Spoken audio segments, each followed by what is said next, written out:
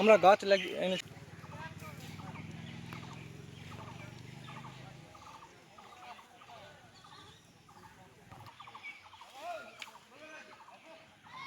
এই পরিস্থিতিতে আমরা এর বিচার চাইছি।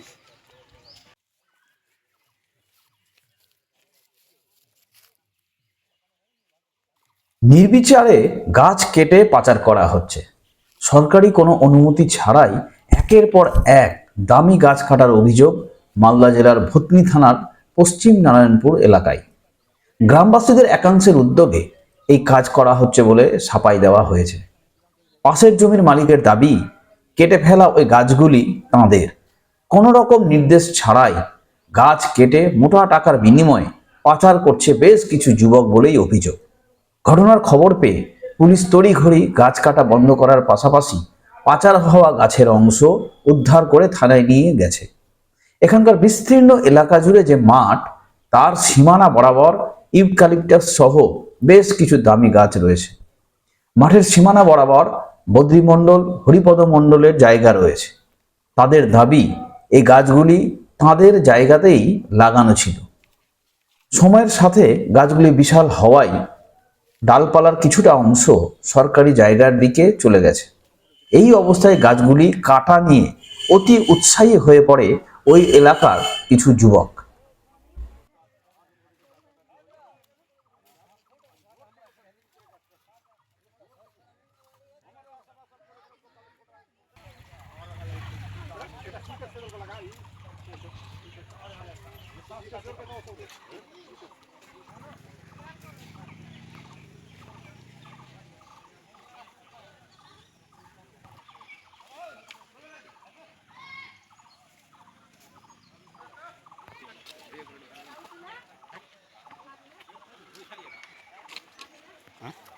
যাচ্ছি ধর।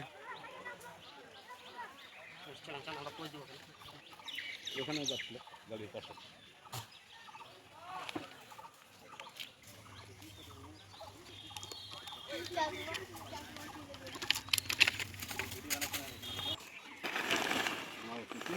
তিনটা আছে।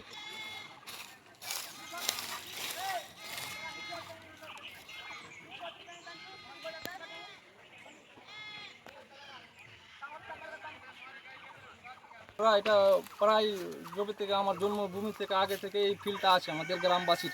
তো গাছটা আমাদের পুরো ক্লাবের গ্রামবাসী মিলে গাছটা লাগানো গেছে চারিদিকে। সেই দিকে লেম্বু গাছ আছে, আরও আছে। তো আমরা সিদ্ধান্ত করেছি যে গাছটা যেটা ফিল্ডে আছে, আমরা পুরো ফিল্ডটা পরিষ্কার করে পরিচ্ছন্নতা রাখবো। এটা তো সরকারি জায়গা। সরকারি জায়গা, যেহেতু গ্রামবাসী আমরাই তো সবাই গ্রামেরই আছে না, এই হচ্ছে ব্যাপার। তারপর 2 নম্বর কথা হচ্ছে, এখানে যেটা ওই গাছ কাটার ব্যাপারটা আসছে, আমিন নিয়ে আমরা কমপ্লেন করেছি থানায়। কমপ্লেন করার পরে মিশ্রবাবু ছিল কেসের আয়ও, মিশ্রবাবু দায়িত্ব দিয়েছে ওসিত আমিন করে আমরা নাপযোগ করে, ওরা মিশ্রবাবু বলছে যদি ক্লাবের মধ্যে গাছটা পড়ে তো ক্লাবের, আর যদি কারো পড়ে তো ও না।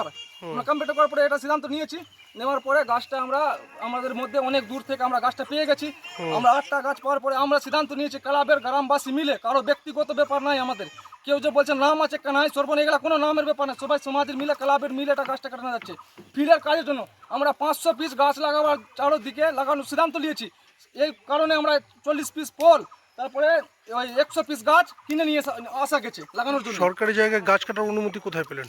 সরকারি জায়গায় গাছ কাটার অনুমতি এখন আমরা নেইনি, আমরা গ্রামবাসী মিলেই করেছি সিদ্ধান্তটা। মানে প্রশাসনকে জানিয়েছিলেন কোথায়? প্রশাসনকে ব্যাপারটা আমি জানাইনি এখন পর্যন্ত, আমরা গ্রামবাসী মিলে ক্লাব মিলে আমরা সিদ্ধান্তটা নিয়েছি। তা না জানিয়ে কেটে দিলেন? এমনি মুখোমুখি আমরা জানিয়েছি, লিখিত কমপ্লেনটা দেয়নি, জমা দেয়নি থানাতে। কি করবেন এই গাছগুলো যে কাটা হলো? এই গাছটা আমরা এক জায়গায় রাখা হচ্ছে, মানে আমাদের ফিল্ডে যেটা গাছ 500 পিস গাছ লাগাবার ব্যাপার আছে। তারপরে আমাদের ফিল্ডের উন্নতর ব্যাপার আছে, মাটি ভরাবার কিছুটা ব্যাপার আছে। আমরা ফিল্ডটা পুরো গ্রাউন্ড করতে করছি স্যার। আর কি আমরা গাছটা মানে নিজের মনে বা কারো মনে গাছ কাটাচ্ছি না, আমাদের মানে ক্লাব আর সমাজ মিলে গাছ কাটাচ্ছি। আর যেটা ওরা অবজেকশন করেছে, বলছে মাপ হবে, মাপ করে আমরা নিজে গাছ কাটাচ্ছি, মানে সমাজবাসী মিলে গাছ কাটাচ্ছি আমরা। কেউ কি অনুমতি দিয়েছে গাছ কাটার? অনুমতি বলতে থানা বলেছিল কি গাছ যার দিকে পড়বে গাছ ওরাই কাটাবে। আচ্ছা, অনুমতি লাগে গাছ কাটানোর জন্য, তো একটা অনুমতির দরকার। কোথায় অনুমতি, কেউ কি দিয়েছে অনুমতি? না, অনুমতি আমরা ওটা করে নিই। আচ্ছা, আমরা শুনতে পেলাম, আমরা আমি আসলাম এখানে।